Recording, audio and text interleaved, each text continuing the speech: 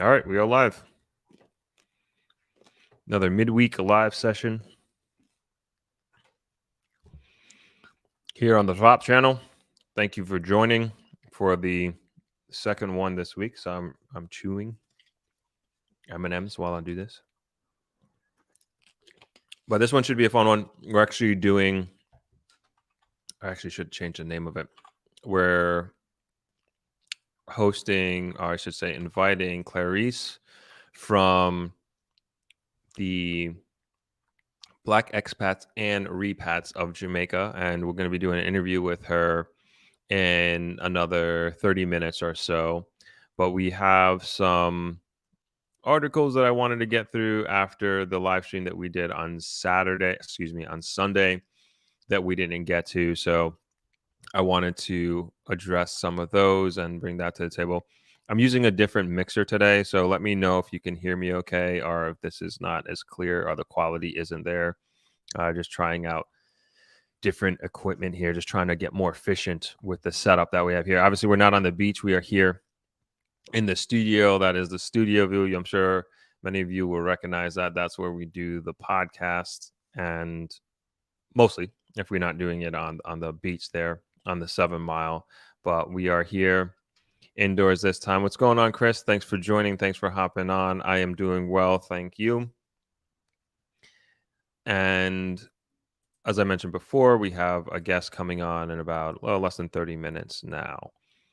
And I'm actually going to quickly change the name. I should have done this before. This is not too professional, but I'm going to quickly change the name of the live stream so people know that we're doing actually, it doesn't matter. No, we won't do that. I'll change it after.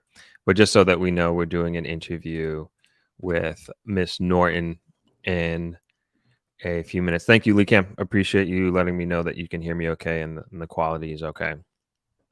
Hi, Natalie. Thanks for chiming in. Thank you for letting me know the sound is okay. So let's not even waste any time here. Let's go right into it. So I had to cut the live stream a little shorter than usual on Sunday because I went to my brother's picnic for his birthday, and we had to cut it to an hour. But we went very deep into talking about the brain drain and the flight of the human talent that we have here in Jamaica and why people are moving abroad, and then also what we can do as a country and people who are here, and also the diaspora, what we can do to kind of harness the brain power that we have here. And we pretty much, the entire live stream was almost dedicated to that. And I would love to get more into that at some point in time, which I'm sure we will, because it's an ongoing discussion. And even now, I'm not sure if you all are seeing it where you are. There is a big discussion, or I would say it's being prominently discussed in the news about the shortage of teachers, and obviously what's going to happen in a few days in September when we go back to school, sort of thing. And there are concerns with that, and also trying to figure out how we can retain, train, and attract teachers to the education field. So that is something that's in the news quite a bit these days. And of course, we discussed it on the live stream on Sunday. So like I said, not going to go too much into that. I do want to get into a few other articles that I thought were important. Some mostly positive, I'd say. Some of that was talking about the teacher exodus, as they're calling it, but I think those articles might be a little dated because new information has come in regard to that. So we're going to get into this other article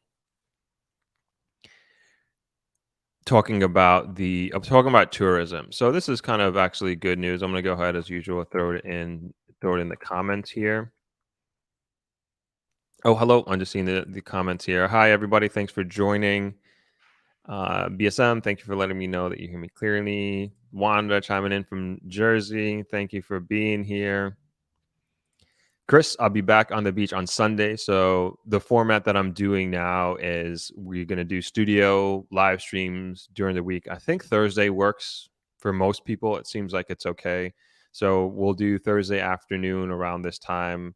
And I'm not promising this every week. I really said every 2 weeks, but we're so dedicated. I cut it short on Sunday, and then we were also very zeroed in on the brain drain aspect that's happening. So I wanted to give a secondary stream this week, which I actually quite enjoy doing these. I enjoy doing it a lot. So it's no sweat off my back in doing this. But we'll be back on the beach on Sunday at our normal time. So aiming for 11 a.m. that is, on Sunday. And we're doing it a little bit early because of the rain, because it rains. Even now, it looks like it's nighttime because it's about to come down. It's been drizzling, but usually we'll get like a very, very heavy downpour in the afternoon, in the early part of the afternoon. And that is kind of no good for being on the beach and live streaming there. So Sunday, to answer your question, Chris. Lorianne, thank you for letting me know the audio is clear. Patricia chiming in from Toronto. Great to hear. Hello, Marie. Thank you for joining. Cheryl, thanks for joining from Pennsylvania. You'll be here in November. Awesome. Looking forward to it. And Chris Charles is asking, are you committing to 2 shows per week? No, I'm not going to. Every 2 weeks, you'll definitely get a live stream from in studio, but I'm committed to Sunday for sure. And this is kind of a bonus, even though, like I said, I like doing this. And if I could get the programming, so to speak, to do the second live stream, I will. Like, so today we have a special guest coming on, and Clarice from Black Expats, she's coming on, and I think that's perfect. So it kind of like switches up from like the normal stream on Sundays. And so I can't really promise a guest every week, and I don't want to waste your time. Like, to me, it's like, all right, how can I give you all more value and give you information that you may have not had before, or maybe giving you updates. And if I feel like I can't deliver on that twice a week, then I wouldn't do that. So that's kind of my thinking. Yes, 11 a.m. Jamaica time, Donna. Good question. 11 a.m. Jamaica time. That's the aim. Sometimes it doesn't happen. Like this week we did it at, I think we started at 12 or 12:30, as a matter of fact. But the aim is always 11 a.m., especially because of the rain. Oh yes, I did not get your answer for that question. I haven't forgotten about that, Chris. It's still on my list. Thank you for the reminder. I believe Vanessa's on. Can you just make a note of that, Vanessa? I think Vanessa is the moderator and the administrator for ThropX and Throp Media. So we'll make sure we make a note of that and be able to discuss that on Sunday. Thank you again for the reminder, Chris, on that question.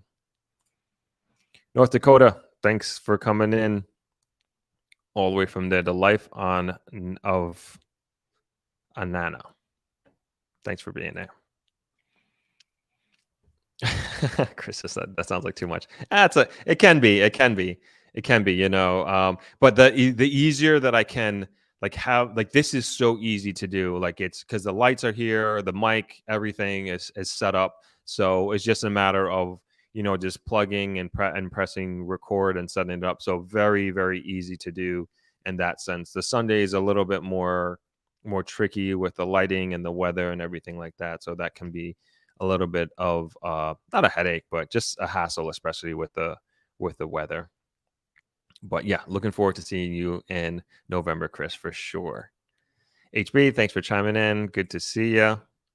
Andrew Mack says, on the brain drain topic, there's something the government can do. Encourage Jamaicans who have been living abroad for decades to come back home and start a business and apply their skills and talent. Yeah, we were talking about that, of how the government can incentivize that. And one of the ideas we came up with was doing some sort of like crazy tax benefit where they can get, you know, tax-free for like 10 years, or you know, on there's no tax on imports for a repatriation, but make it really easy, really simple. A lot of things here are so bureaucratic. I'm sure if you've ever tried shipping something here, both personally and for business, there's always something different about each experience. At least that's been my experience. And sometimes it can be like a real headache. Same thing with going through customs. And, you know, I'm not bashing them or anything, but I think like once you know what it is, like it just is what it is. Like, I no longer complain about it. I no longer get frustrated by the processes because I've done it so many times, and it is what it is. But for those who are not used to it and those who have been living abroad who are looking to come back, if we could streamline the process and incentivize it to a point where it's like a no-brainer, and people like there's nowhere else in the world, no other country that's going to incentivize you to come and repatriate back to Jamaica or come and invest in Jamaica as a born Jamaican, so to speak, as somebody who's wants to come back to Jamaica. I think that's a really, really good idea. Like, kind of make it a no-brainer. And again, no other citizen of the world would have access to this type of incentive. So I think that's a great idea. Great idea. And the way that we can really encourage people to come back and to invest in the country. You're welcome, Chris. Thank you for joining. Always appreciate it. Andrew Mack says this can only happen if there's a welcoming environment for us.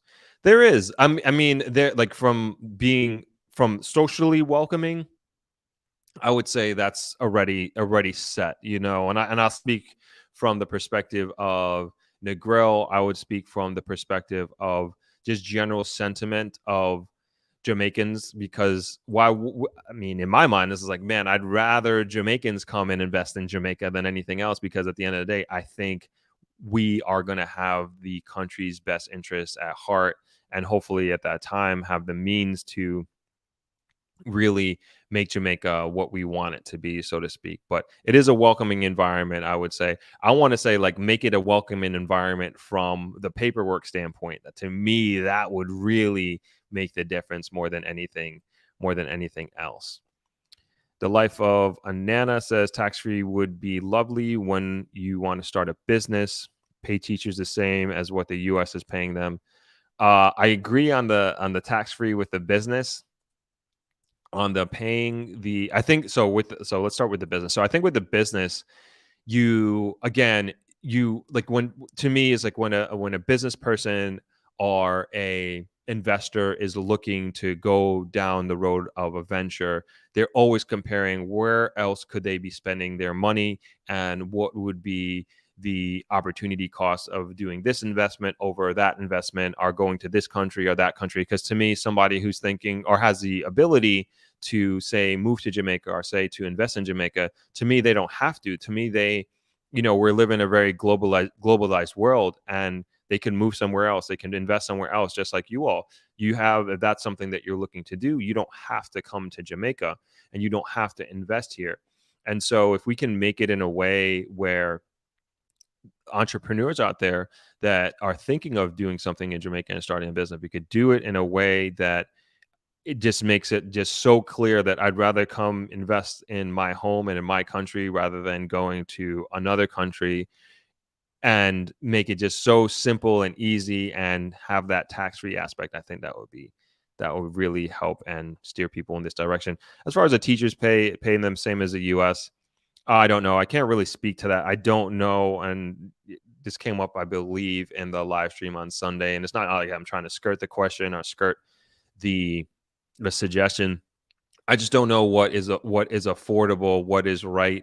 And I think that is more of a discussion for the Jamaica Teachers Association, JTA, to have. And I'm sure they're having these talks about increasing incentives. I know the Prime Minister talked about doing, in investments and that sort of thing. But I think at the end of the day, as we all do, like as hardworking people, like money talks at the end of the day, and we want to live a certain standard of life, especially a professional educator. And I think those discussions need to happen in those circles, and I'm sure they are. And I'm not sure if it should be the same as the U.S. or not. That's kind of out of my purview. But hands down, they deserve higher pay and should get higher pay. Hello, Shayna. Thanks for joining. Always nice to see you. Okay, Nana, it is. Got it. HB says returning Jamaicans opening business have to deal with badman who want to cut their profits. Not necessarily true. Like, if you, I speak for Negril. If you come here to Negril and you open a business, irrespective of whatever it is, whatever type of business, especially if you've done your research and you know the type of business that Negril needs, or you see some sort of gap in the market where you can do well in a particular type of business. You will get the support of the community. There's no doubt about it. And I've seen both foreigners in terms of they have no Jamaican bloodline or direct Jamaican affiliation, and both Jamaicans who are repatriating to Jamaica both do extremely well in business ventures in Negril. And they were welcomed and they were supported and they continue to be so. And there are numerous examples. And HB, I'm sure there are stories that you might be referring to or that you've heard of where people haven't had the best experience with starting a business or with moving back. Like, yes, I'm not denying that, but again, speaking from the perspective of being a business owner here and being somebody who wasn't born in Jamaica but moved here, it Negril again is a welcoming and pro business environment, especially if you're going to work with organizations like the Chamber of Commerce, Negril Chamber of Commerce, the Jamaica Hotel and Tourist Association. If you're going to the hospitality sector, there's the Rotary Club as well. So these organizations are great places for you to start to kind of make inroads in the business community and in the community at large here in Negril. I don't know about other places or other parts of the country, but there are foreigners coming in every day and starting businesses and doing well in this country. There's no doubt about that. So thanks for the comment, HB. Again, that's just my opinion and experience on foreigners and people from abroad moving here and doing business here. So he says, hi Throp, tuning in from Pennsylvania. Thank you. Welcome. Thanks for joining. Carla Love says, will Jay get money to pay the same as US? Let's be realistic. Yes. I don't know. I don't know. That's kind of why I was kind of hedging my answer with that. I don't know what would be feasible. And also, again, on the teacher side, is like, let's also talk to them. Is like, what is the expectation and what do they need? And we got to look at it from, somebody brought this up on Sunday, that a lot of teachers are leaving and going to Dubai to teach as opposed to staying here in Jamaica. And we got to look at it like, all right, what are the pros and cons? And also, like, do teachers really want to go to Dubai? I think a lot of teachers rather stay here in Jamaica at the end of the day. Excuse me. And that's just my assumption. I could be totally wrong. I'm not a teacher. I haven't talked to a lot of teachers about this, to be honest. But if we can make it in a way where we can keep them and they want to be here and they're compensated and they're comfortable, for sure. And even though I spoke about money, it could be a multitude of incentives and money at the same time in terms of salary. And so, yeah, paying a U.S. wage, I don't know how realistic that is. And also, where in the U.S. are we talking about? A New York City teacher? Are we talking about a teacher in North Dakota? Right? Those are, I'm sure, very different salaries that are being paid to each one of those professional educators. Millicent Watson says the government can make it tax-free for at least 5 or 6 years. I agree. This is in reference to repatriation of Jamaicans. And I think there should be something of that nature available. Even it doesn't have to be something that's for a long extended period of time, or forever, I should say.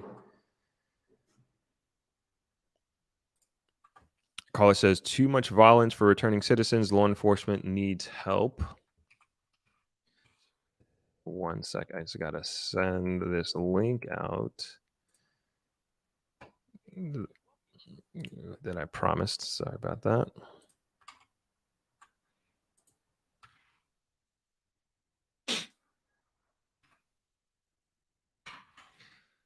All right. Millicent says, sorry. Carla says, sorry, not Millicent. Too much violence for returning citizens. Law enforcement needs help. This always comes up at like almost every live stream. I see it in the comments, and for sure, crime and violence is a concern. There's no doubt about that.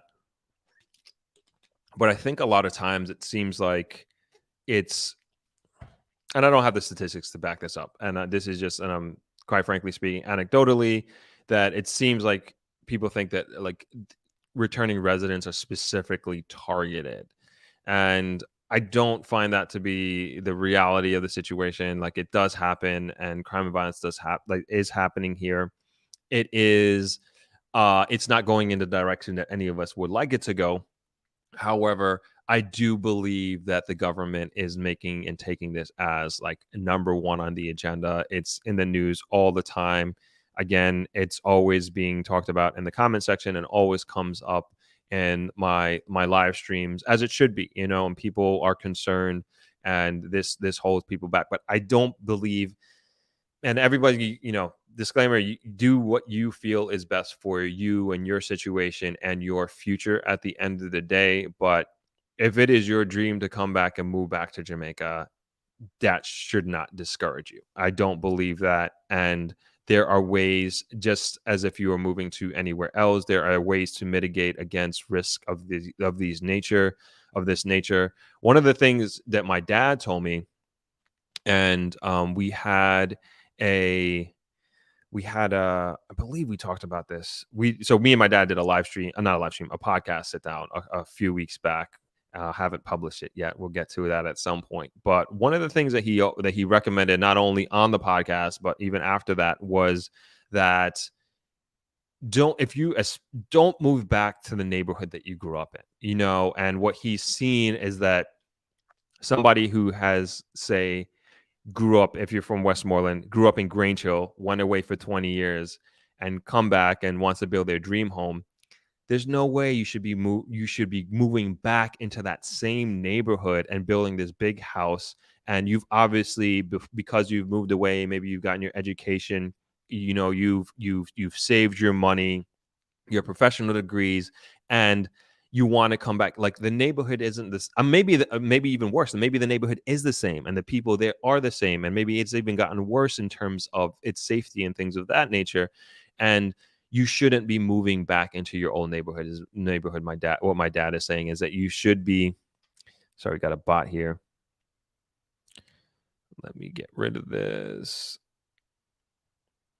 We should be moving into a place that you're like, that meets your standard of living that you were in your foreign home. So my dad always recommends, like, especially if you've been away for quite some time, gated community is probably a good idea and something that you might want to consider looking into at this point in time. And again, some people don't like that, but if that is a concern of yours and you want to hedge against certain risk or hedge against certain concerns, that's probably one of the better recommendations, I would say, as far as where you can accommodate yourself for long-term stays. Shayna Love Coaching says, one of my close friends is currently living in Dubai for over 5 years. She's in charge of the curriculum education throughout Dubai. The money is good, however, socially and culturally, not so much. I've heard similar things. It's obviously one of the richest countries in the world. The lifestyle is amazing. The city, I've never been to Dubai. I've heard great things about it, but culturally, sometimes it could be a tough fit, and I think also it comes down to personality. I think it does come down to personality and what you're looking for. I remember we did a few trips to Japan through our nonprofit organization NEAT, and we did it in collaboration with the local government of Westmoreland and the municipal council of Westmoreland, and they had as part of the exchange program between the prefecture of Tottori in Japan, and also between the Westmoreland parish. They had a representative there, and then from Jamaica, and then we had a representative here, and I believe we had one Japanese representative here in Westmoreland.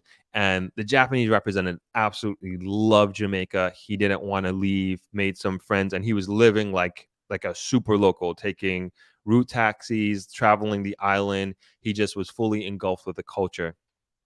On the other hand, when we went to Japan and we visited and met the Jamaican counterpart over there, she hated it there. She did not like Japan at all, and it was really the cultural mix. As with me, I love Japan. I absolutely love there. I cannot wait to go back. Hopefully, I can run the Tokyo Marathon next year, trying to get in. Hopefully next month, we'll see. Fingers crossed. But I also believe it comes down to personality, and in terms of the personality mixing with the culture, and that to me is kind of one of those like direct examples. I'm like, how could you not love being here? How could you not love the people and the experience of being in this new country? And she just couldn't wait to get back to Jamaica. So I think, every different strokes for different folks at the end of the day, and that has a lot to do with it. So thank you for that, Shayna. Synthwave, what's going on, man? Good to see you. Aaron Robinson says, Throp, good to see you at it again. My pleasure being a part of your program as usual. Thank you, man. I met Aaron in Brooklyn on the street. He shouted me out last time I was there. Good to see you on here again. Nana says, I'm working on coming back to Jamaica, trying to build a business, but the price of construction materials are killing a lot of us. Yeah, I will say that is very, very true. The construction materials, and not only the construction materials, but the logistics of just getting things here is insane. We're doing a refurbishment project here at Travelers, and man, and I'm not even doing it. It's my brother he's the one who's ahead of all this. And one of the biggest headaches is definitely just getting the things that we ordered here in a timely fashion. And that's something that definitely be very aware of. It's not like doing business in 2022 post pandemic is very, very different in so many ways. And sometimes we just got to do these little reality checks. And it's like, it's not what it was 2 years ago. And Jamaica is no different than other places in the world who are suffering from this. And then on top of that, yes, construction material is very, very, very expensive. So you got to calculate all these things into your business plan, especially if you're going to be doing development or you're literally building a new business. So something to be aware of.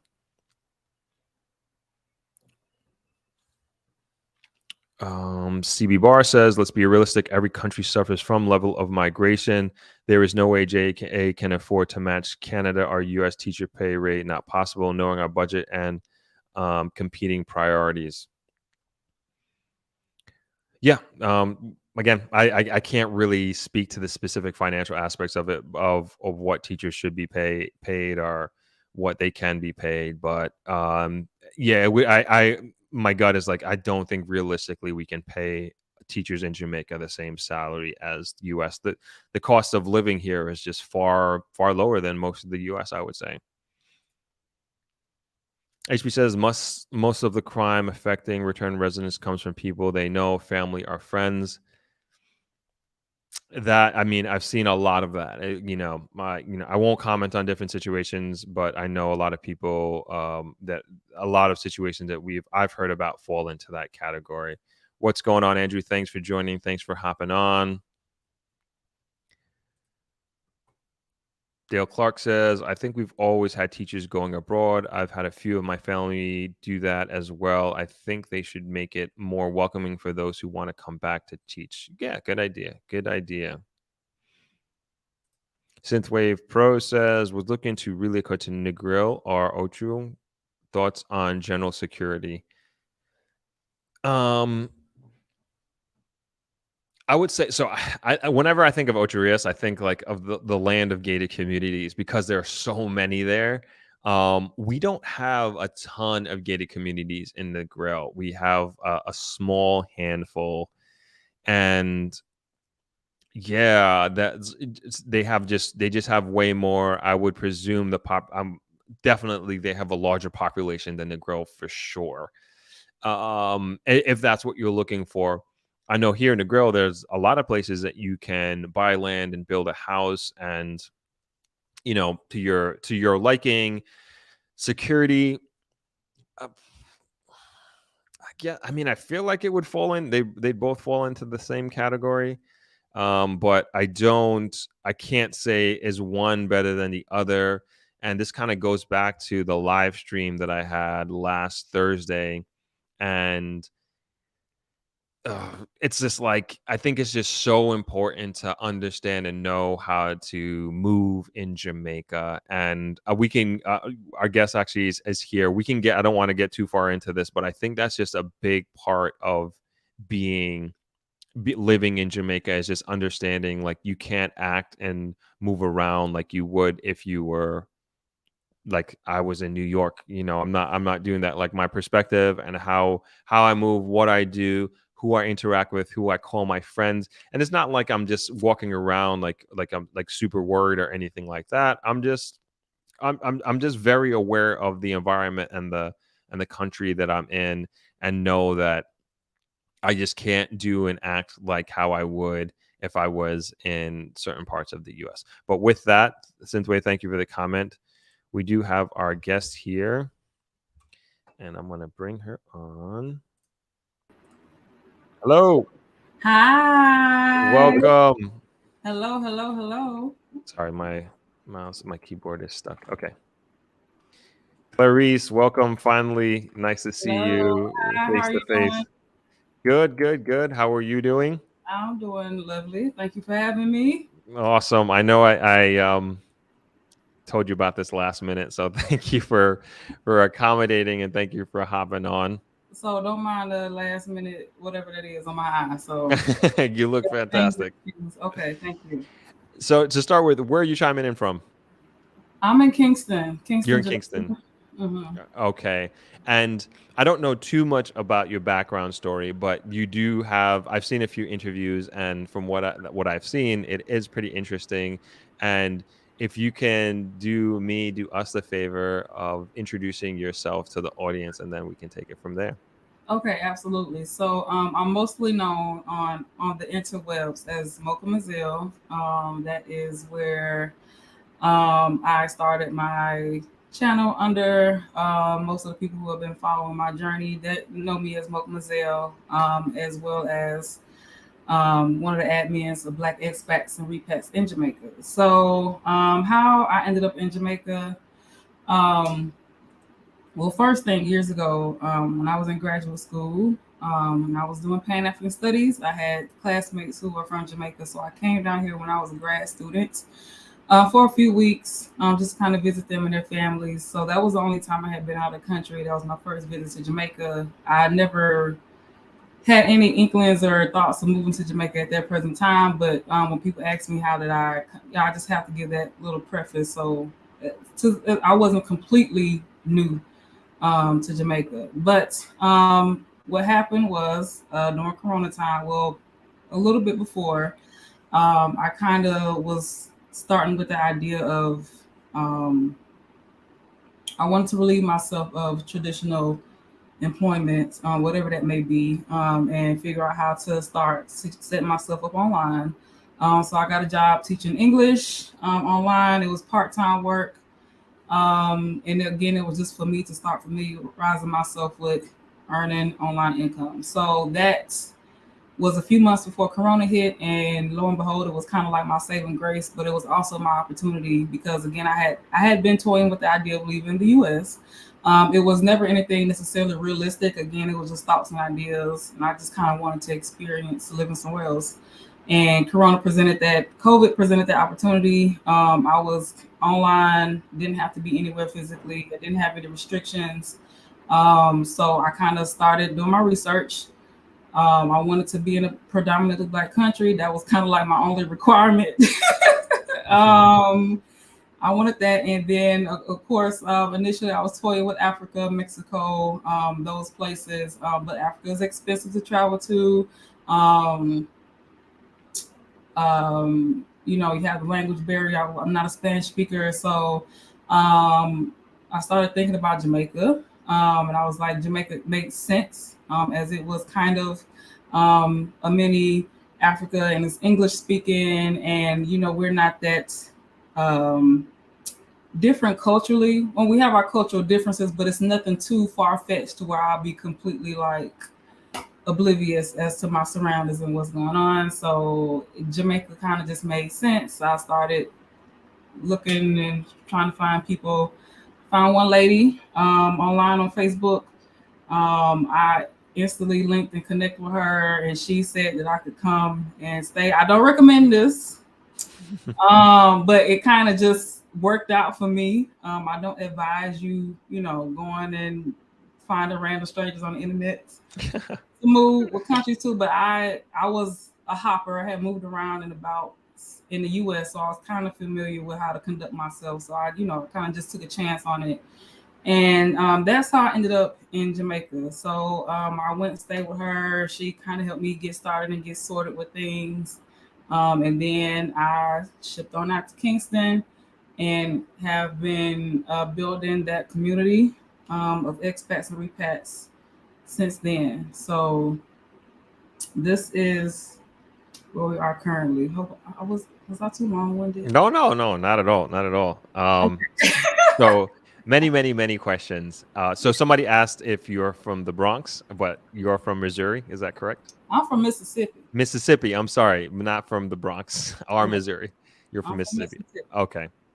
And that's All right. another reason Jamaica again wasn't too out of because Mississippi is just a rural place, um, country, whatever, how people want to phrase that. So it Mhm. again, I wasn't too out of place coming to Jamaica. It just made sense for me, for someone like myself. So And then how did you actually choose Kingston? well, I think for someone who again you're completely new to a place, you need to be somewhere you have easy accessibility and stuff. I didn't have a vehicle, didn't really know too many. I didn't know it. Well, I don't know if I don't really didn't really know anybody in Kingston, so I was like, okay, Kingston is the capital. I should be able to move around easily, get things done. Shouldn't have too many issues with transportation, stuff like that. That's why I decided on Kingston because it was the easiest for me to have some type of mobility, and with my lack of resources and things at the time. So that's why I decided on Kingston. And then how did you find that lady that you ended up living with? I found her on Facebook, so I was Oh, in really? those. Again, I don't recommend this, Right. but I was in some Black sit groups. As you know, it's kind of like a thing now. People are seeking community. Black people want to leave. I just put anybody in Jamaica, and she responded, and then we linked. Started talking over the phone, started building some rapport, and we sorted out the details of me coming. Luckily for me, she was in the travel industry, so she was able, Hmm. just kind of facilitate me a little bit, let me know, what to do and how to go about handling my business, and that's literally how it happened. So yes. Okay. Very cool. I'm glad it worked out. And do you get to travel around the island often? Well, of course, when I first came, we was on lockdown. Hmm. So I kind of have just now started to kind of maneuver around a little bit. That first year or so I was here, I was literally just focusing on handling my business, getting residency, Hmm. because um, you know, a lot you can't just move to another country. I also want to emphasize that. So I was figuring out how I can stay here long term, obtain residency and all those things. So that's what I was focused on initially, and whatever other business I needed to sort when I first came here. So we've started having link ups, and so we've started hosting events around different areas of the island to help those who are interested learn different parts of Jamaica, get familiar, with the territory a little bit. So I've been to a few places with the link ups. And I've tagged along with my travel agent at me Hmm. sometimes. So that's how I've been able to see some of it. I haven't, delved as deep as I would like to just yet, because I still have the transportation factor that I'm still sorting out. So, but that allows us the opportunity with the link ups to get out and experience different parts of Jamaica. And again, we try to emphasize, if you're if you only experience it as a tourist, you want to come and get like the actual landscape outside of those places. And if you're coming to live somewhere, you have to learn how to live there. So that's a good reason why we host the link ups.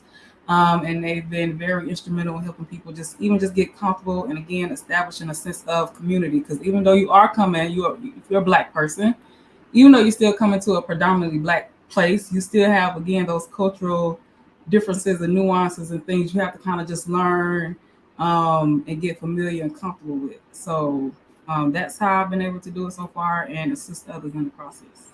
Awesome, awesome. And in your travels throughout Jamaica, are there any other places or locations that you consider living or spending more time?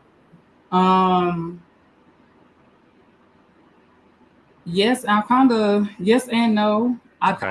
I really love Kingston, but I also love like being up in the hills in the Mm-hmm. bush too. So I'm trying to figure out like how can I Combine them both. Yeah. yeah, both of us maybe like somewhere kind of like not too still within proximity to Kingston, but just kind of like further. I don't know. I love all the terrains of Jamaica, so I feel like I would be fine anywhere. Okay. But again, as a person trying to learn the landscape and needing accessibility and handling business, because you will have to come to Kingston a lot to get yourself officially set up here. So it just made sense to kind of just be centered here in Kingston for the time being. But I don't know. I'm kind of torn between the two, Kingston or the Bush. I don't know. Okay.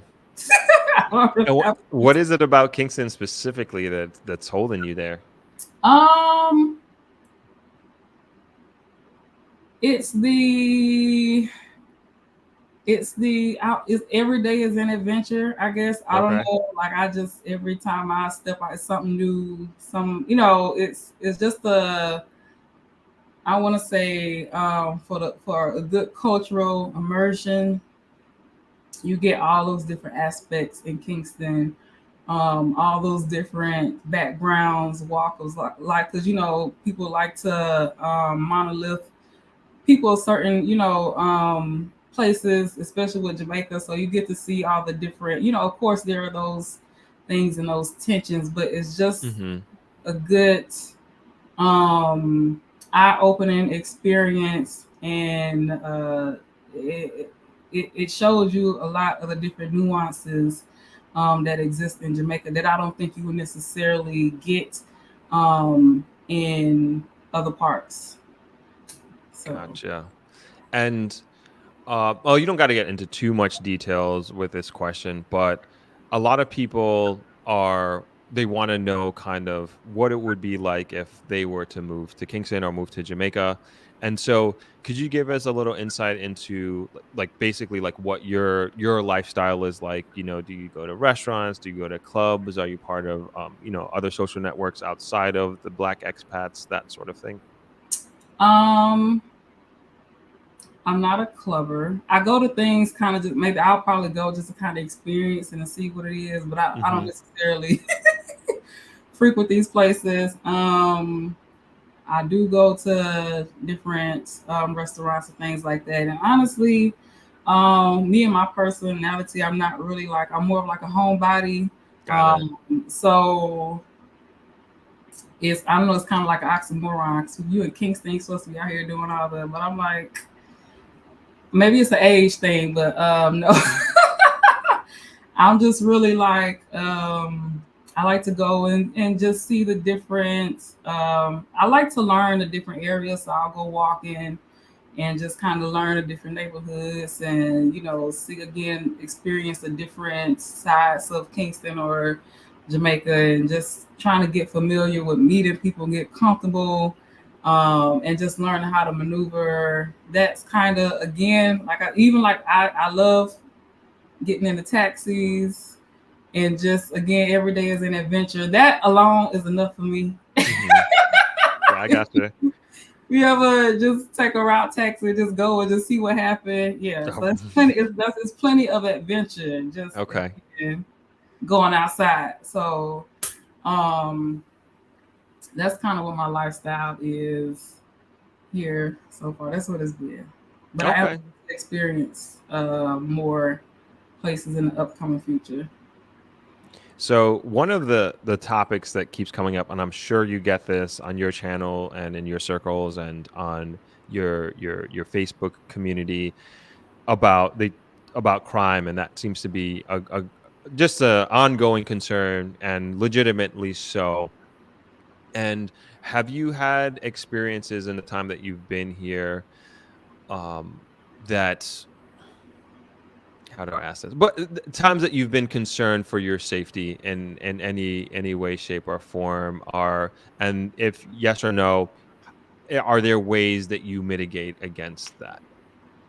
Okay. I have not personally experienced anything, but that's not to say that I'm not aware, I guess. But I Hmm. kind of want, so we in the admin team, we published the actual guidebook. It's in physical form and it's an ebook on the do's and don'ts of reselling it in Jamaica, and it hits on some of these things. So if you know it, I want to say this is kind of like gets past the fluff. If you just want to know like what do I do, where do I go for certain things, this is what the book is for. I so I kind of I don't I do a bunch of different things. So I want to say I try to move around like a local, I guess if that makes sense. Hmm. Like Yeah. Yeah. I don't make efforts to try and stand out, and I actually try and disguise my Americanness, which is not difficult for me to do, as outside of the accent, which I in certain places and environments I will try and chat the patois or whatever, and I get through most of the time. But I just try and blend in, Hmm. and I guess that's I don't know. That's what people's concern. It's the whole I'm gonna try and teach you because you're American or whatever and all this other stuff. And I haven't had those issues, but I'm also like a person that tries to be aware of my surroundings and move and operate consciously. So if I think that's the best thing I can help. And again, I don't move around in fear myself. Like nobody is. I've never been in an uncomfortable situation too much. And again, maybe I'm lucky. I don't know, Hmm. but again, anything. If I sense something, I just leave, go. Right. I Right. use the same uh, context clues that I would use if I was in South Memphis somewhere, or I don't know, like in the same environments where we have situations and things occur. I will use the same maneuvering. So Right. it's again, that's me. Not sure about the average person that comes or not familiar with operating in different places, but again, I just try and blend in. Just don't try and stand out too much.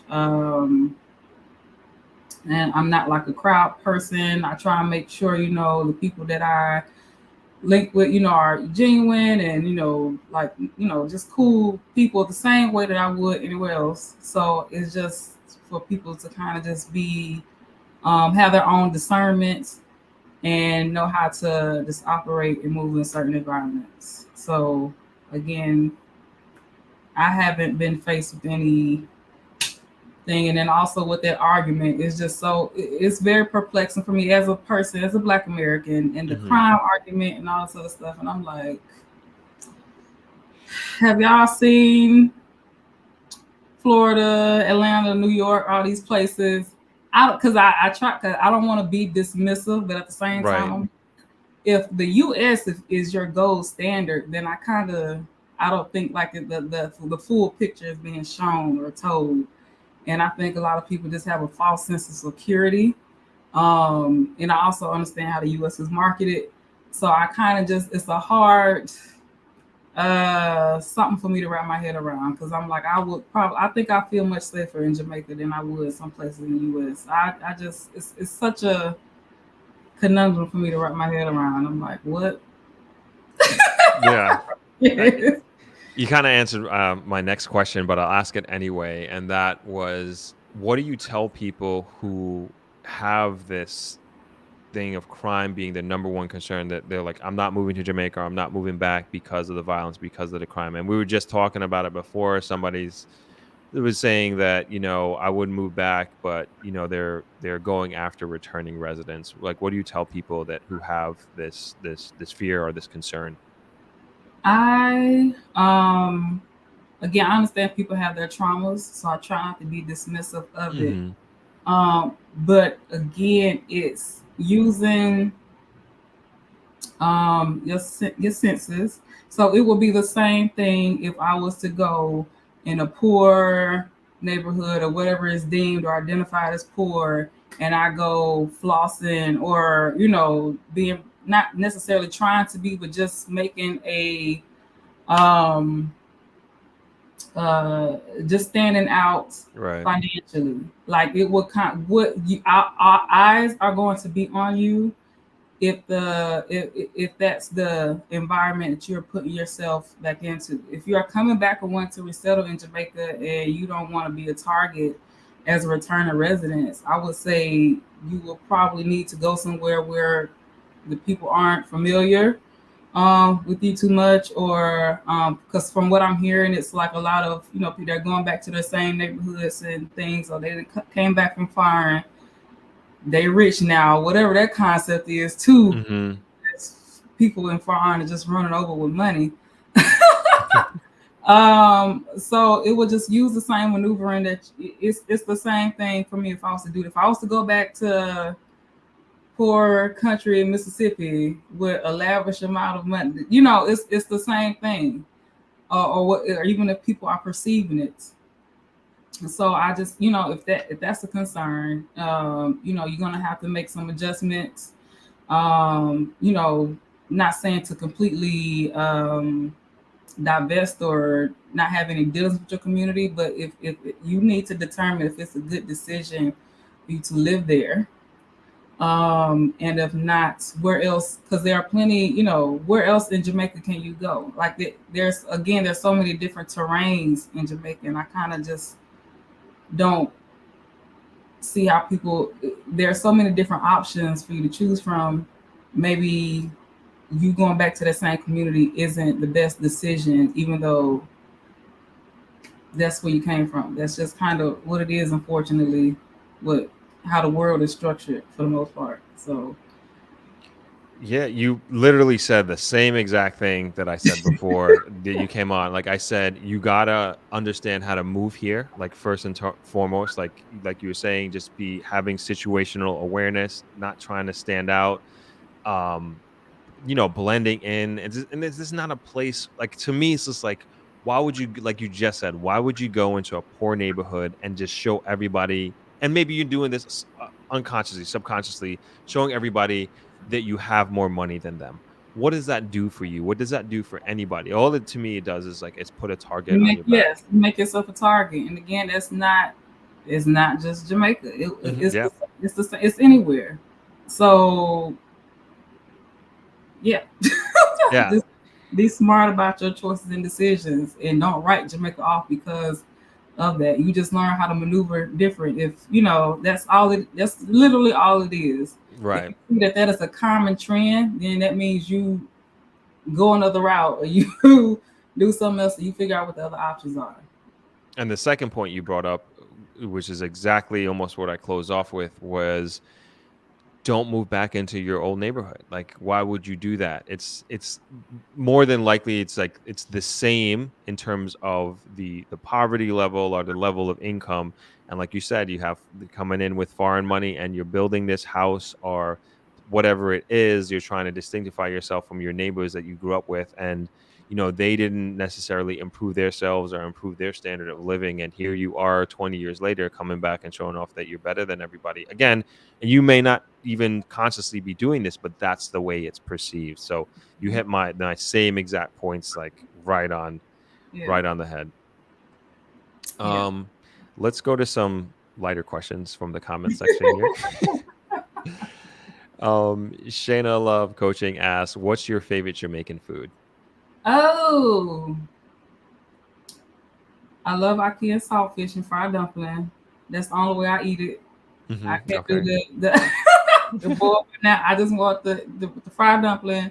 I can't stop it. I maybe have some yam. I really love stew peas, but apparently there's some kind of myth or legend with stew peas. But I like them not because of the myth or legend, but because they kind of remind me of red beans and rice from back home. It reminds Okay. me of a southern dish. Um, and yeah, I would say those are probably my favorite dishes, Jamaican dishes. Good choices. What is the myth or legend with the stew peas? Well, apparently, Mm-hmm. stew peas are used to quote unquote catch man. Oh, is Um, it? Okay. what the women's in their uh women's out the women would put things in the stew peas to attach the man to them or something. It's kind Okay. of what the legend is. Gotcha. What I've Gotcha. been told. So that's why men would look at me sideways. And I was like, I like stew peas. Okay, now I know. I didn't know this. Okay. Yes. Okay, cool. Can you cook any Jamaican dishes?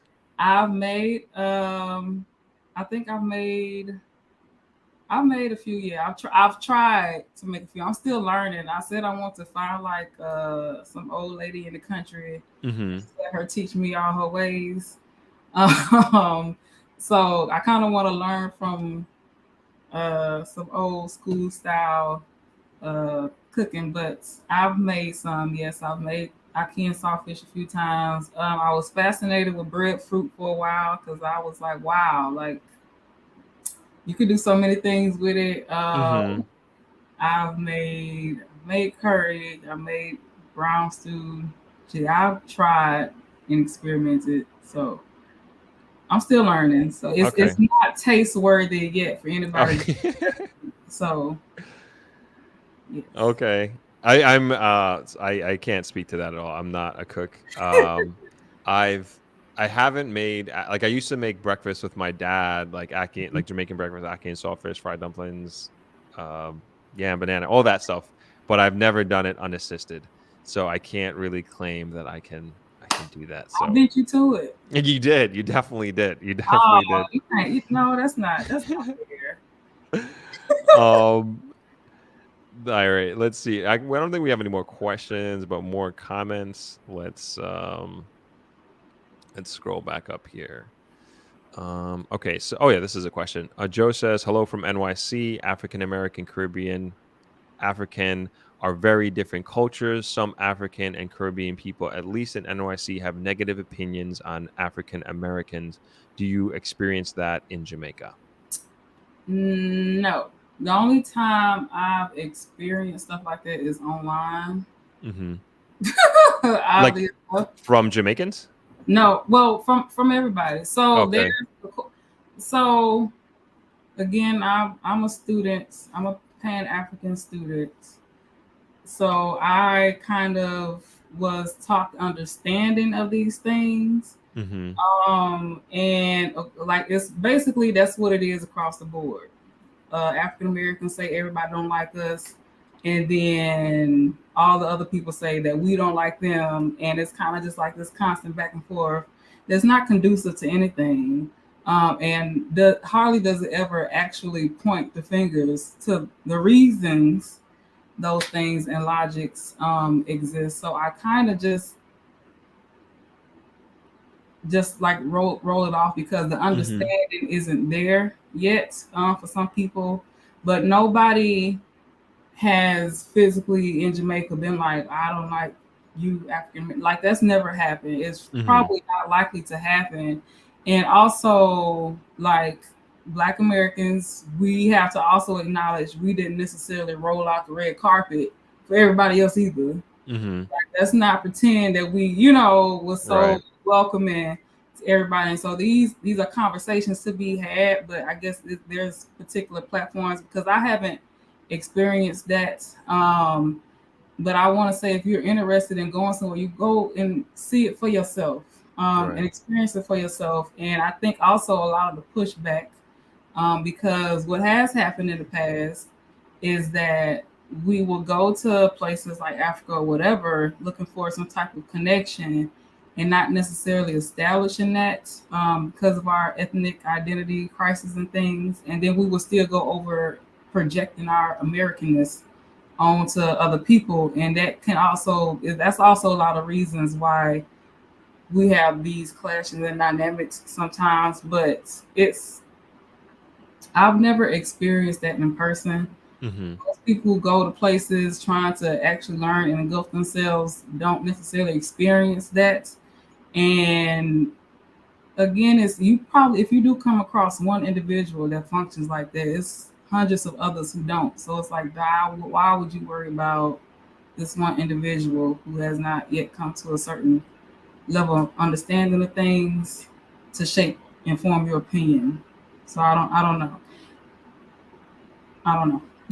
No, I well said, well said, well said. I think you're right on the button, and that's been my experience on both sides of that coin, right? So, when I first moved here like 16 years ago, I was the one pushing my Americanness on the culture here, even within the ecosystem of my family's business and even outside, and it made for a rough first year transition, and it was just young 22-year-old Winthrop just not understanding that you can't push your ways on another culture at the end of the day, and it's more that I have to be adaptive to the way things are done here and other in many under many circumstances, and move in that way.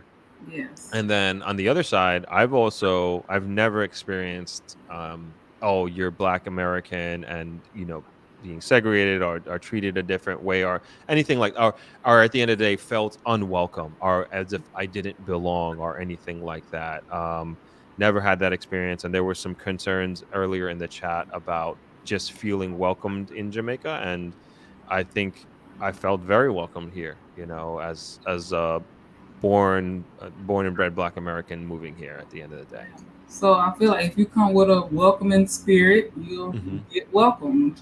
Right. Yes. Exactly. Exactly. That's perfectly well said. Perfectly well said. A few more comments here. Natalie Holmes says, "Hey Mocha." Hey, King Naldo says, "Hey Clarice, aka Mocha hey, Moselle." Wanda Gallimore says, "Saw you interview of Gail at Treehouse." yes, yes. Um, CK Bond says, "Throp, you always interview attractive ladies. Damn, I might do this YouTube thing." Now, this guy's a character. He's a staple here on the channel. Wanda says she also likes interviewing people, entrepreneurs, and helping other expats. Awesome. Good to know. And King Nado says, "What's hilarious is that Mocha knows more patois than Winthrop." That's very, very true. HB says, "Love that. Don't move in fear." And Jody says the same thing.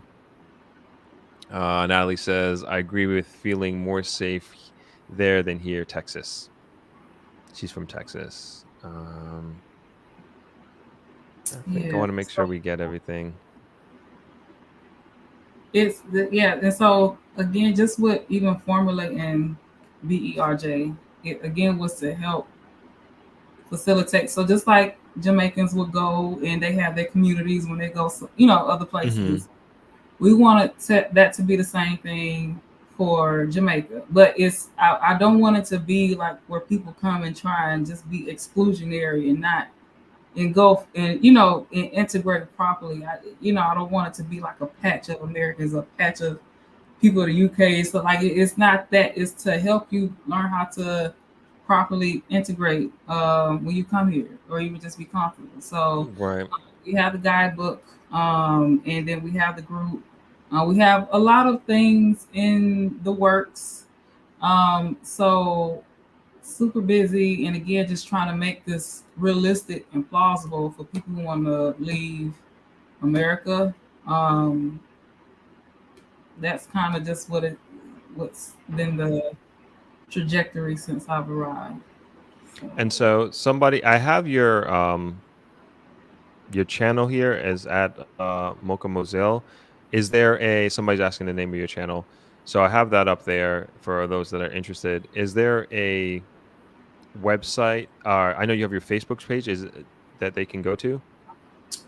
Are you asking for my personal or the? No, Okay. for the group. I'm sorry. And then I'd like to actually get way more into Okay. detail about that. So we have a website, Black Expats and Repats in Jamaica is berjamaica.com. We're offering consultations and just helping people facilitate the process of relocating. So it's kind of like a one-stop shop for the relocation process to Jamaica. We are in the process of rebuilding our platform, so we still have our website up as of now, but we are trying to make it bigger and better. And then, of course, we have the Facebook group, Black Expats, Repats in Jamaica, where you can find me and my other admins. So there's four of us. So it's me. I'm the expat. There's my other three admin members. One is married, been here for over I think almost 13 years now. We have another member. He's a repat. So he again is a great resource for those looking to come back, and he is the author of this book. Along with all of us, but he is like the main. He has the insight again, like we spoke about regarding those who having concerns for coming back. And then we have another member. She's kind of back and forth, but also been in Jamaica for a long while. So this is again, we have a lot of knowledge and resources and good, helpful people compiled in this space. And we have a bunch of things that we're trying to facilitate. We're working on a digital nomad visa. We spoke with different ministries in Jamaica, trying to make the process a little bit more smoother for those who want to come and again contribute to Jamaica and like live and work and do business like you would anywhere else.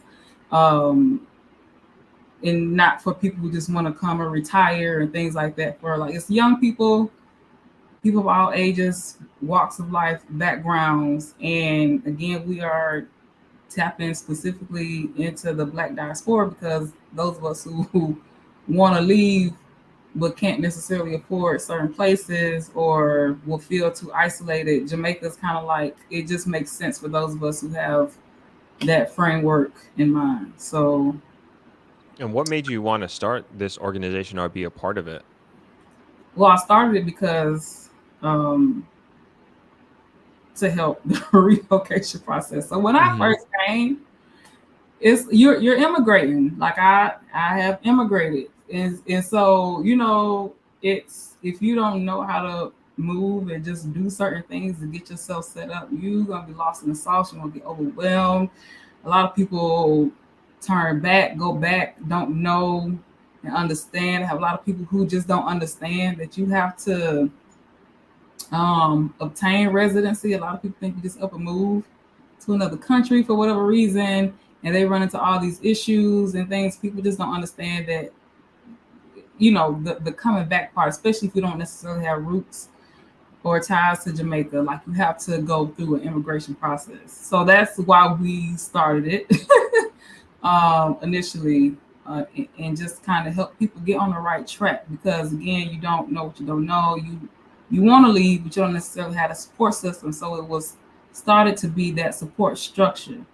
And again, to for those who want to actually not just come on, who come for to visit or vacate, who actually want to function and in society like they would if they were back at home. How do I legally earn income, or what is the best route for support myself while I'm here? How do I register businesses? How do I find housing? How do I get to what TRN numbers and all those things? How do I become a resident functioning person in Jamaica? So a lot of that is just kind of we're compiling it into one resource again, like a one-stop shop, like and how to do things legitimately because people run into so many issues because they just come and don't really have a sense of understanding of the inner workings of Jamaica, and so that's the Right. thing.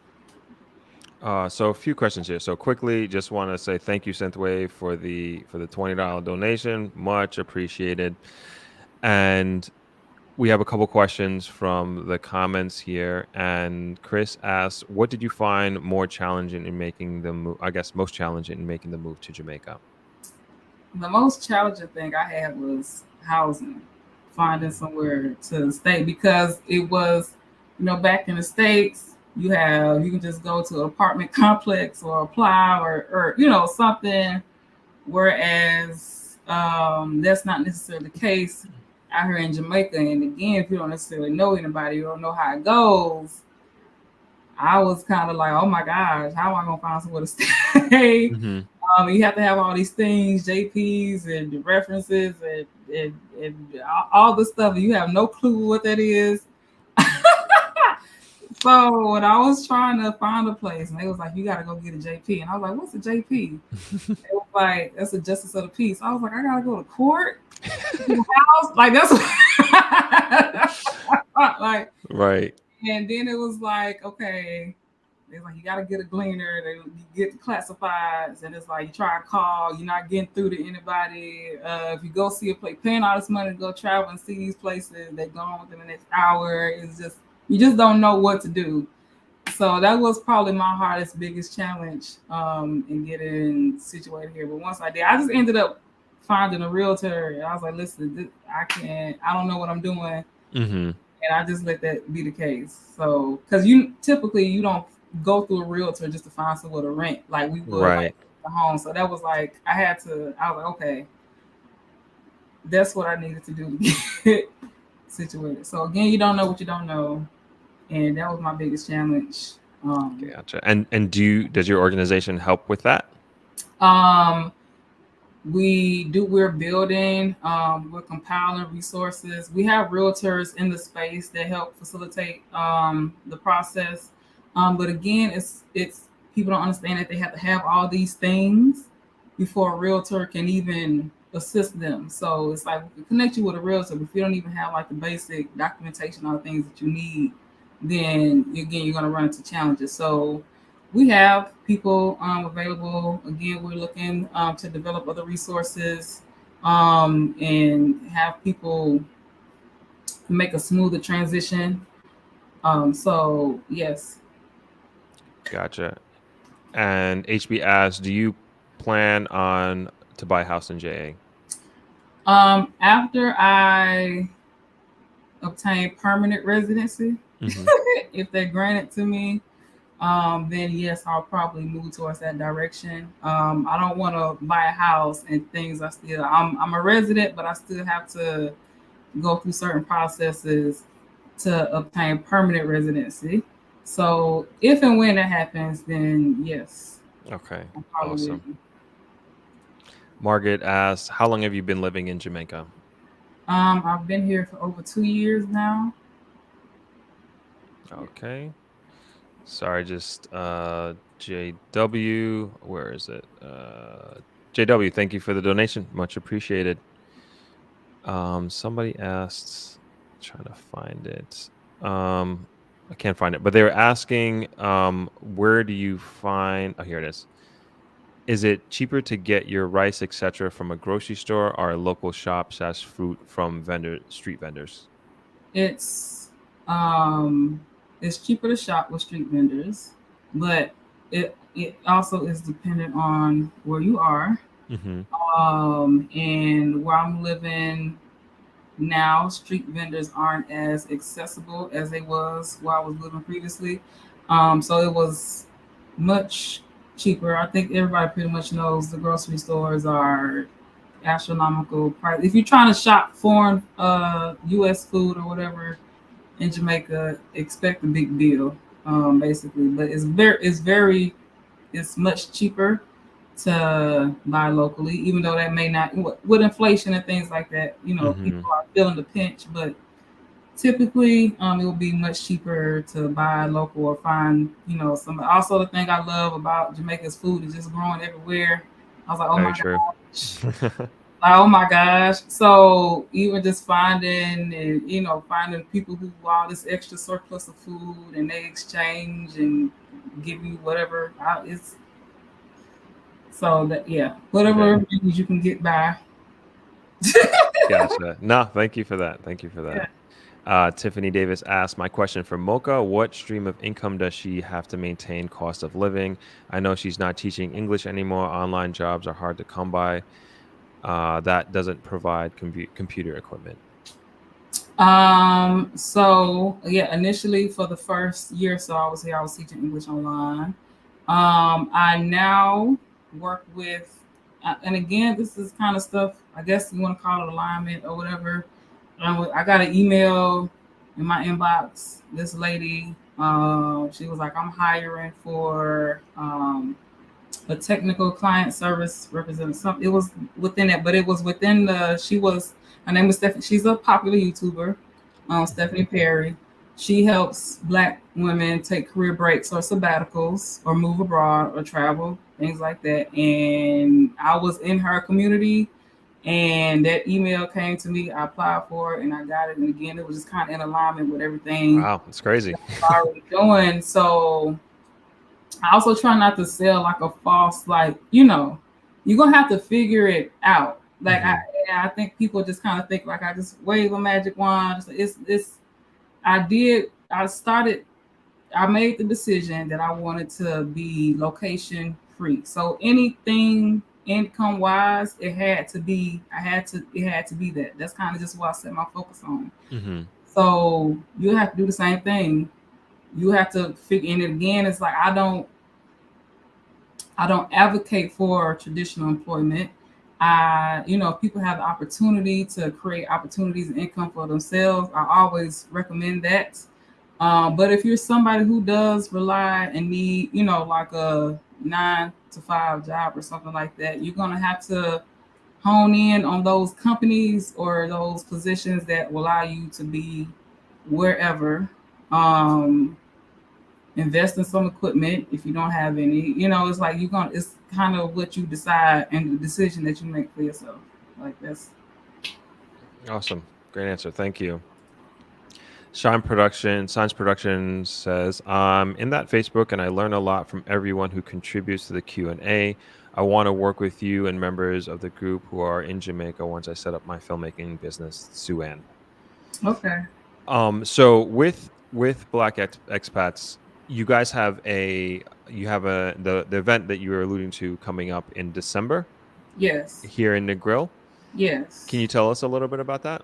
So we are calling our family reunion. Mm-hmm. And so I think for the past two, we had our first one. I think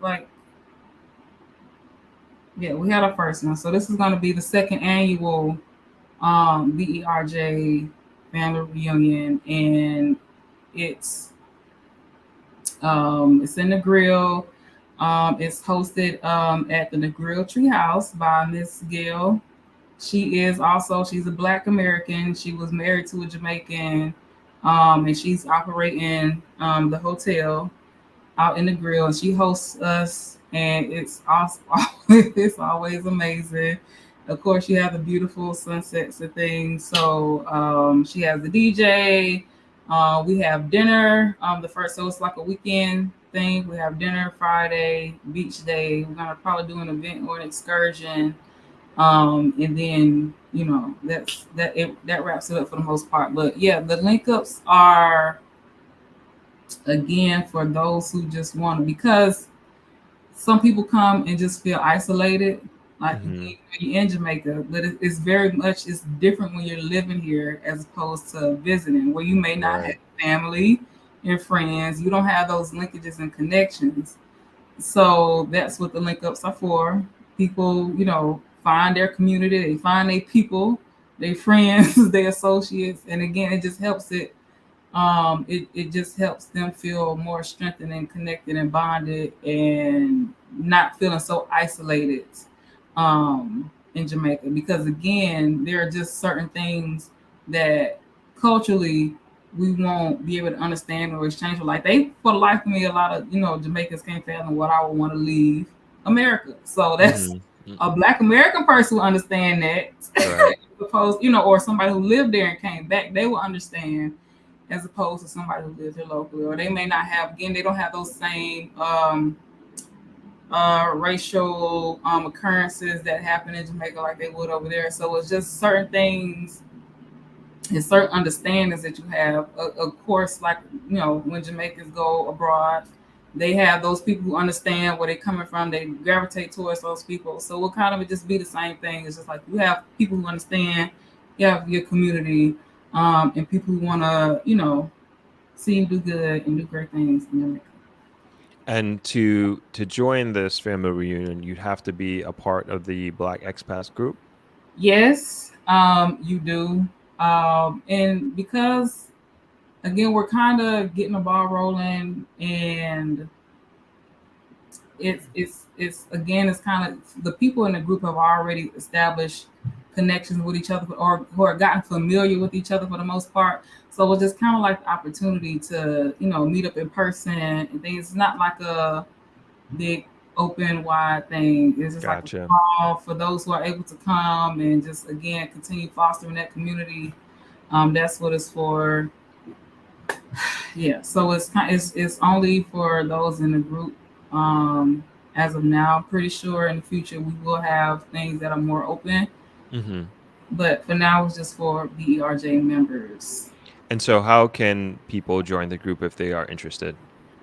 Well, if you are interested in moving to Jamaica or returning to Jamaica, you have to submit a request and you have to answer some questions.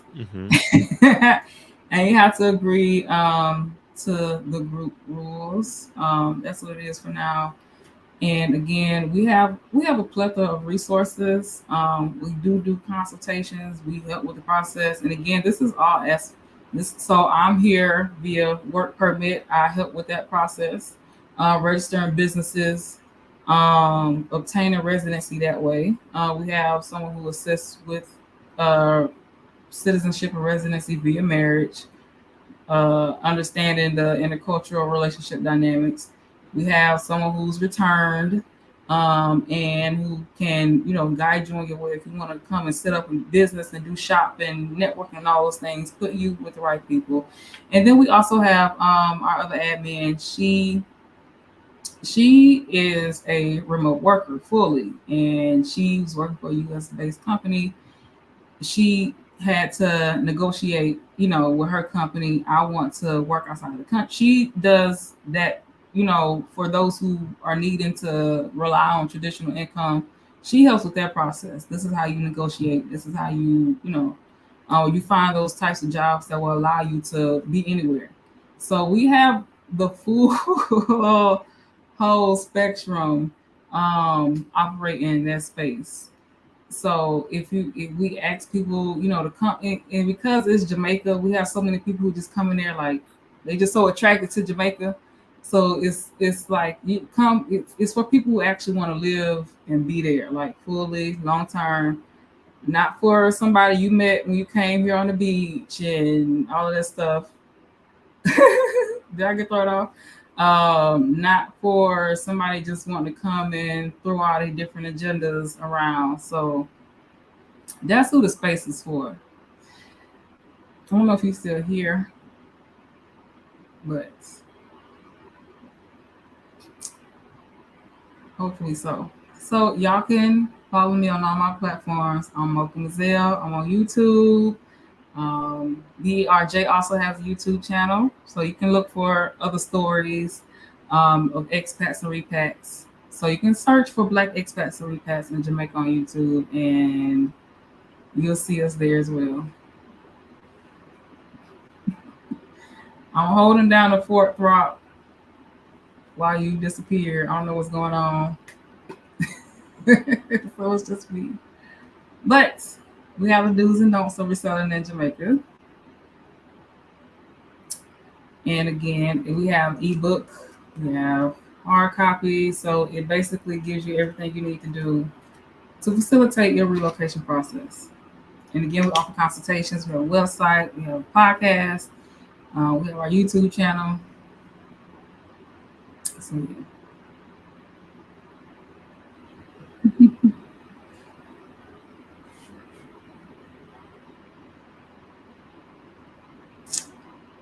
Let me know when you get back on.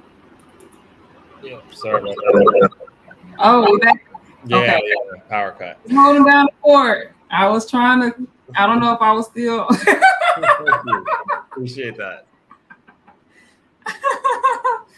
I tried. It Okay. just went out. Yeah, so I think I lost my monitor. That's gone. Okay. All right.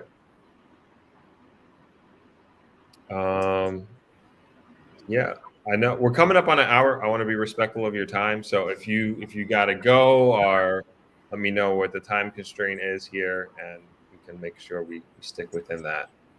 I mean, I'm fine. Just if there's, I don't know. Yeah. Okay. So got a few more questions here. Do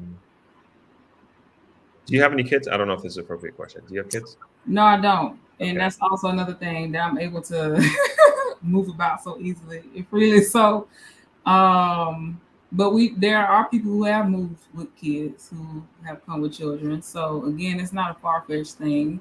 And again, we have that person that helps with understanding the school system, how to place your kids in school in Jamaica. So I personally do not have children. But it has been done. So going back to the services that Black expats offer, do you all the things that you're listing out, like do you like hold people's hands, so to speak, during these processes? Yeah. So it's like when you do the consultations, we'll tell you everything that you need to do. We have discovery calls for people who just don't know, what the options are, and then once you kind of get a better sense of what it is that you need to do or what you want to do, then we kind of point you in the right direction as to who needs to facilitate your process. And again, we'll be offering in the near future relocation tours for those who want to come and test the waters first, experience it. We'll be offering those. And again, it'll be a step-by-step process. While you're here, you'll still be handling your business, figuring out what you need to do. And you'll still be experiencing the island at the same time. So watch the space because we have all these things Right. in production. But again, it's been a great stepping stone. We've had a lot of great things happen. We were just on TVJ Smile Jamaica. Was it Monday? Yes. Monday. We've been in the Jamaican Observer, the Jamaican Gleaner. So it's lots of things are happening. So yeah, we facilitate. We are going to be like your Jamaican experts in being here long term and being fruitful and making the best out of your experience. No, I have to commend you guys. I think what you guys are doing is a great service to the country, and I think, and I'm glad you're on TBJ, and I'm glad you're getting publicity, because these are the type of stories that needs to be pushed out there. Is that, look, and then we were just talking about this exodus or brain drain of Jamaicans, specifically teachers, and just in general, Jamaica being ranked as one of, I think, the number 2 country in the world quantitatively of citizens leaving their country and moving abroad, whereas your organization is like, you're not only doing the opposite of moving here, but you're also help facilitating people who look and see Jamaica as their dream place, as where they want to live and where they want to be and where they want to raise their family. And to me, it's like, this is the narrative that we can be pushing, because it also, the way I also think about it too is, like, we were talking about this on the live stream about the young people leaving, which I completely understand, and I don't judge them for it at all. Like, you coming out of college, you can't find somewhere to work, and you think there are better opportunities abroad. Fair enough, no problem. But I also think is like what your organization is showing and what you're showing is that there are tremendous opportunities here, and there Yeah. are ways to take advantage of those opportunities, and you're showing people the way. So yeah, this is like I also understand it as well, but again, I also because I'm from where I'm from, and I've seen the same stuff. There's nothing in Jamaica that I haven't seen where I live, and so we have brain drain where I'm from, where people go search for better opportunity. I was one of those people. But it's also what I had to realize is that we have to get to a point where we just start creating opportunities for ourselves, because even like it for people, what people have to understand is, even though you're probably going over there for, well, I have my biases with America and opportunities and all that stuff, but I ain't gonna get into that right now, because I've never really obtained any type of opportunity. What I've never any as long as a person that I've been there, it's never been an American dream for me. But when people say things like that, and I'm like, okay, well, if you those opportunities were created. They didn't just pop out of thin air. Somebody made the decision. I'm going to start this organization. I'm going to start this platform, whatever it is, and then grew and expounded from there. And so I'm like, why not do the same thing here? Somebody has to just make the decision. I'm going to start this. I'm going to learn how to structure and organize it and create opportunities. Because I don't think that it's necessarily, people want to support themselves and things like that. But if they were able to support themselves the way that they wanted to in Jamaica, would they leave? I don't think that they would. So it's just like, what are the other options? What else can you do? Like, I don't think anybody is going to, I'm not going to say anybody. I think it's hard to obtain wealth, work in traditional employment like we've been taught to do. What other options can we do? Are you able to do anything online? Are you able to, start any type of business? Like, creating opportunities for yourself, I think. And again, it's not just Jamaica. I think it's like us globally. And, I don't think people would necessarily find it necessary to leave. But I also think this is my experience, I feel like Jamaica, they just don't understand what they have here in Jamaica. And it's disheartening at the same time, because I'm like, it's one form of poverty trading for another, if that's your reason for leaving. Because I just, that's what I grew up in. So I'm not necessarily saying that it's impossible, but it's like, are you fully understanding your options? Do you have to necessarily go that route? What are other things you can do? But I get it at the same time, but I'm just like, I don't know. You hit on a good point. You hit on a really good point, Clarice. In that, I find the same thing is that I don't think a lot of Jamaicans understand what they have here or what we have here, and like I keep trying to bring the perspective. Is it's like there are a lot of foreigners who are coming here and not kicking Jamaicans out, but like really not even taking advantage, but basically bringing, say, land property and opportunities, business opportunities, and making their dreams come true under the same circumstances, right? And you see here and in the Grill, where when I first moved, or even when I was a kid, I would say the majority of the properties on that line the 7 Mile Strip were Jamaican owned. And now I used to say we're at 50-50, but man, I think it's gone over the other side where it's more foreign owned properties than locally owned properties. And it's trending in that direction. There's nothing that I've seen to make it seem that that it's going the other way, where more Jamaicans are owning properties. Although although there have been new property owners that have come from Kingston, and that's like the first time I'm starting to see this. And so maybe that's becoming more of a trend, but in the last few years, it's definitely becoming more foreign owned investment and more foreign owned properties on the beach as far as like hotels. And I'd like to see, and I know there is money and there's big investment money in Kingston. And I would like to see more Jamaicans from that side of the country and more Jamaicans who are living abroad to come and invest in the Grill, because the potential is crazy. And I'm sure in your neighborhood in Kingston and around the area and around the island, you've seen just incredible opportunity. And you're just like, man. I see it everywhere. I necessarily don't have the funding or the capacity to do it. Same here. Yeah. So I'm doing what I can with what I got.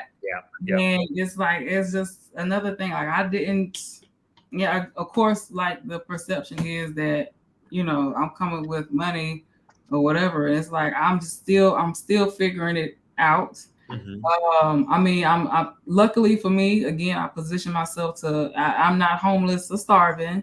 But at the same time, it's like I see what's happening, like you said, and I see like all the potential. So that's why I kind of get disheartened when I see like people just running over to America. And I'm like, were you surviving in the US off of? I don't know. So that's why it's perplexing for me because I'm like,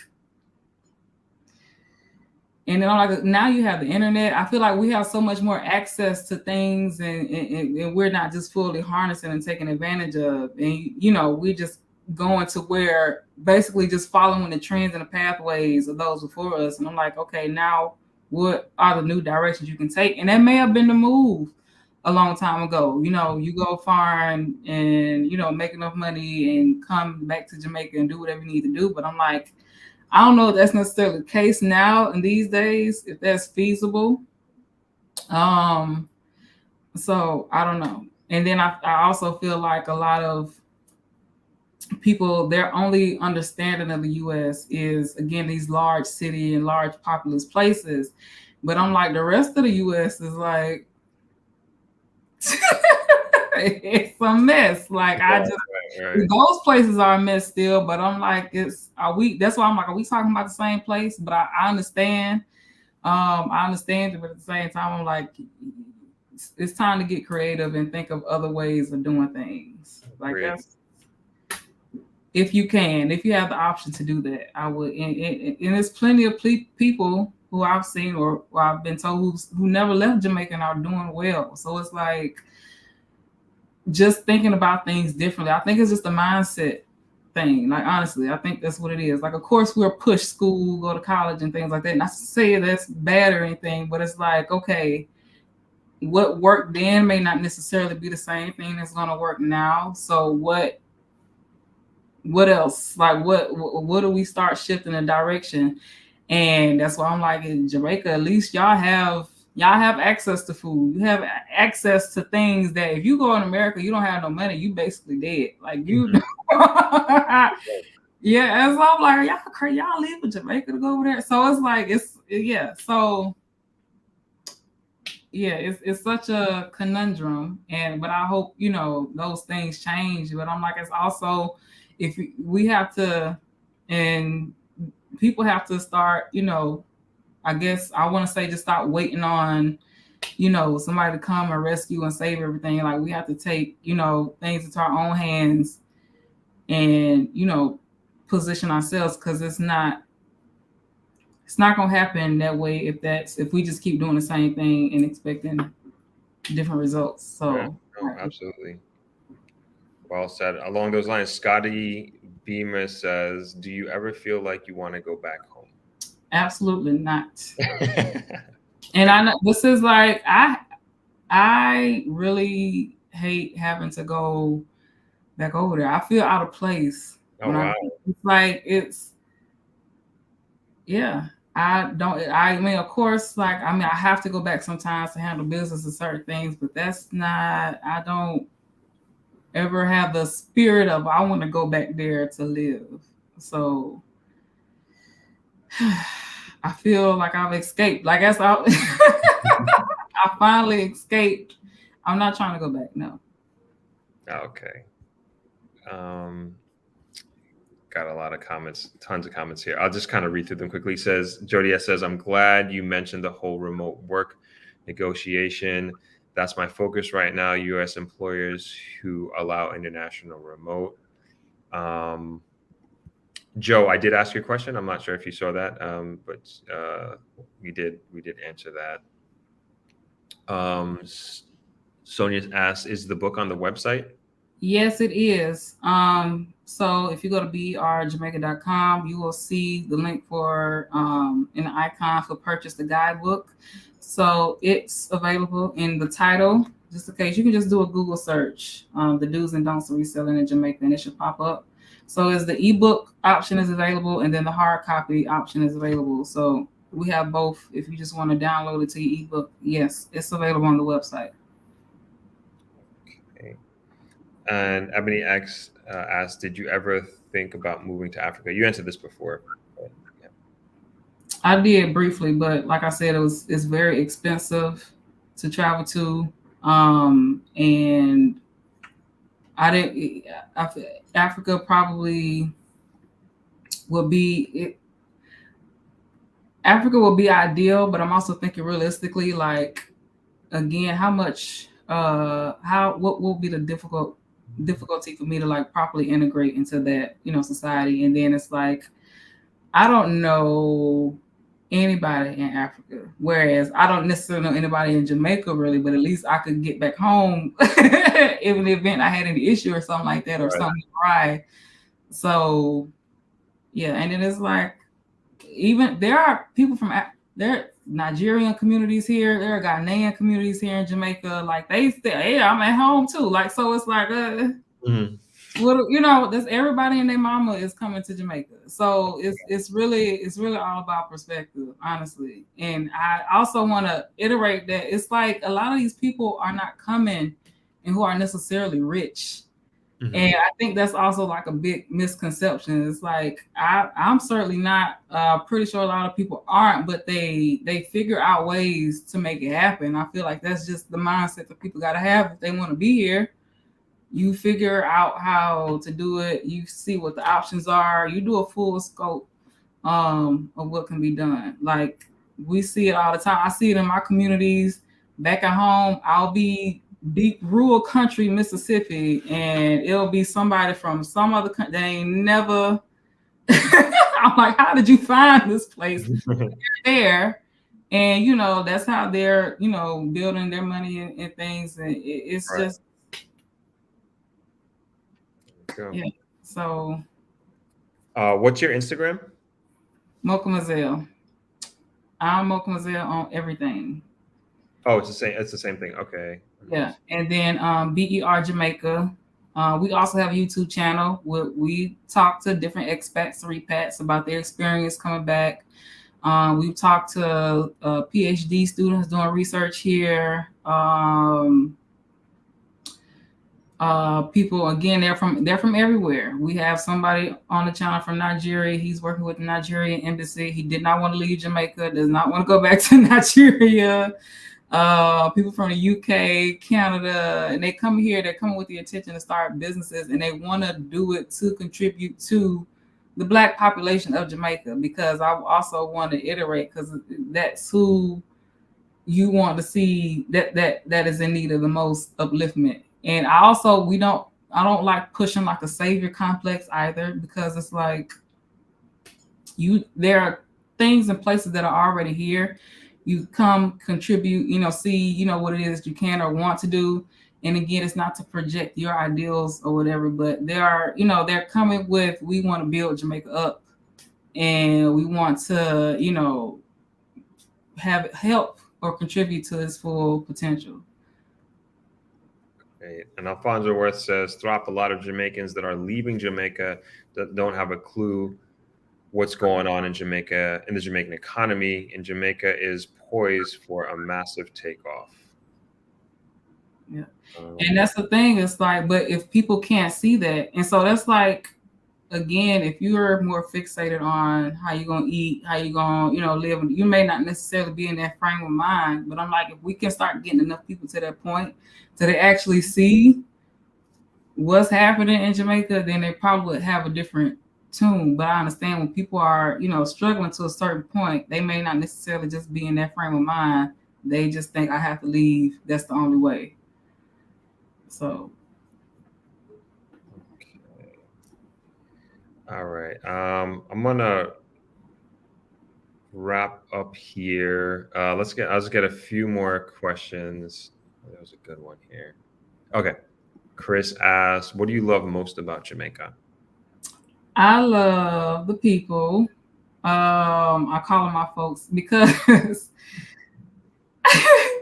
like when I literally just kind of just feel right. I just fit right in when I came here, and it reminds me so much of home. Just the personalities and the people, and it's beautiful. Of course, it's a beautiful place, but of course, it's like I just have that much more spirit of home being here, and I just love seeing my folks existing. Like, I don't know, it's such a just existing.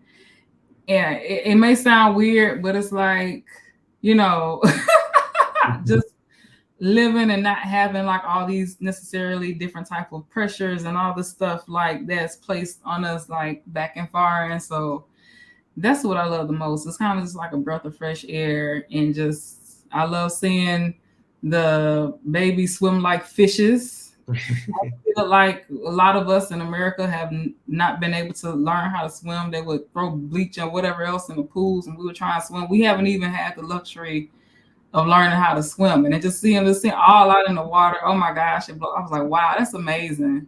I love seeing it. It's like stuff like that. It's like just being free, just existing. I think that's what I love the most. Awesome. Jasmine says, great interview. We can succeed anywhere if we use our God-given gifts. Jamaica is becoming gentrified, and a lot of us may not be able to afford it. The world is changing.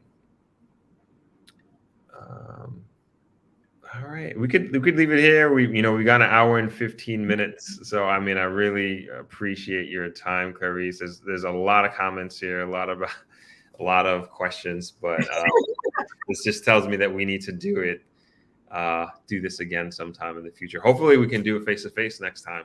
Yeah. Absolutely. And hopefully, if you're able to come to, you're welcome to come to our Link Up in the Grill. I think you're in the group, so. yeah. No, I'll definitely be there, and would love to join and be a part of it. Yeah. Okay. Yeah. Of course. There's a lot of things to dissect, so I'm always open to the conversations.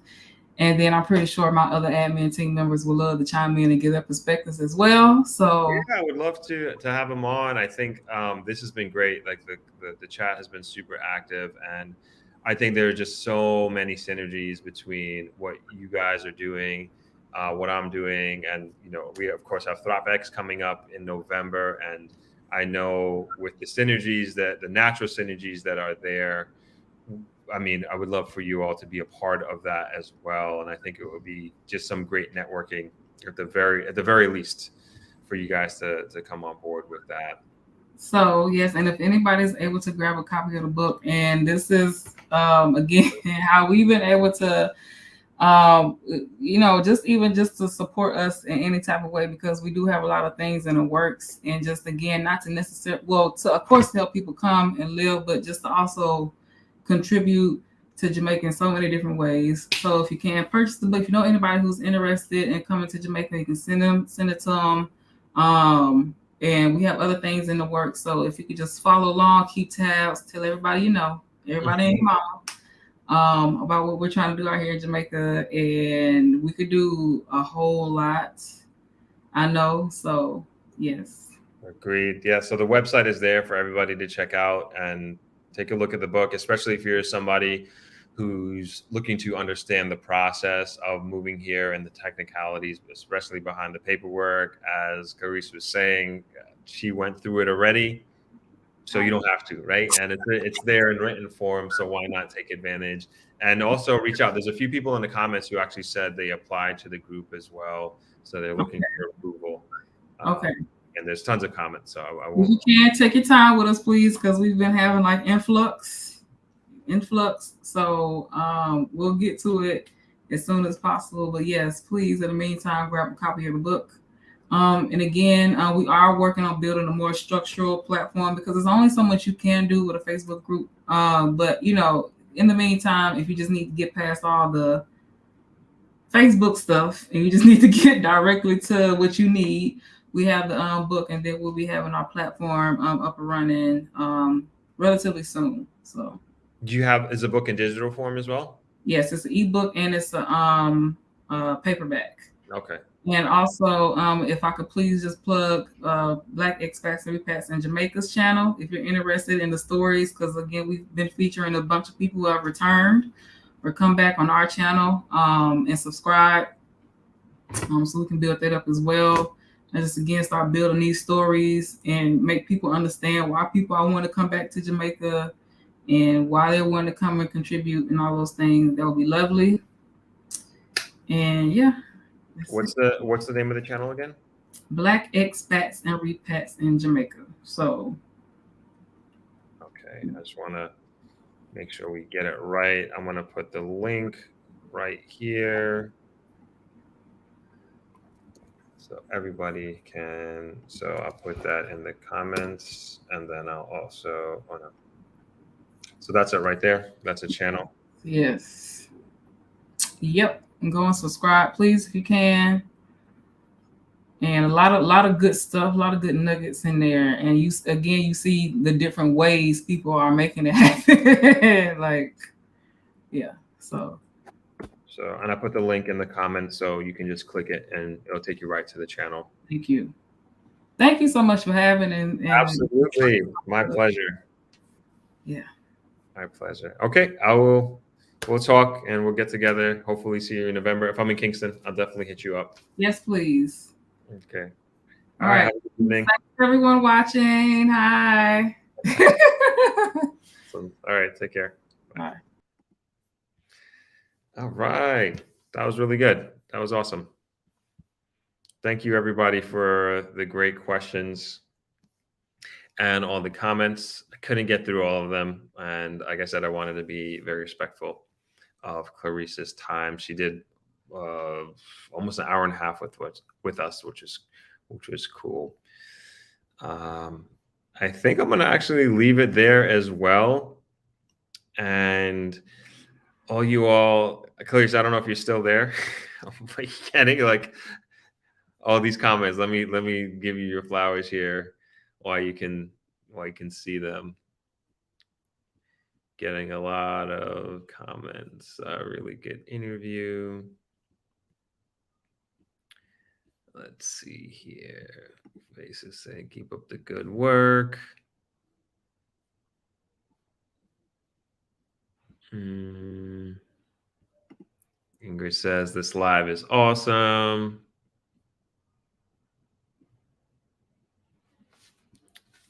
Yeah, it was everybody enjoyed this. A lot of great comments here. Yeah, I think that's it. Oh, congrats on the Smile Jamaica. Congrats. Nice. So they're happy for you. Okay, awesome. Okay, I'm going to leave it there, everybody. I gotta get to the gym. Thank you for joining this midweek live stream. Go ahead and check out the Black Expats website. They have that book there, as Clarice had mentioned, and you can find it for purchase both in the paperback and also in digital format as well. And I'm going to head off to the gym. Thank you, everybody. Enjoy the rest of your evening, and I will see you all on Sunday, 11 o'clock. I'm going to try to make it 11 o'clock for live stream, and we'll be on the beach. Bye, everybody.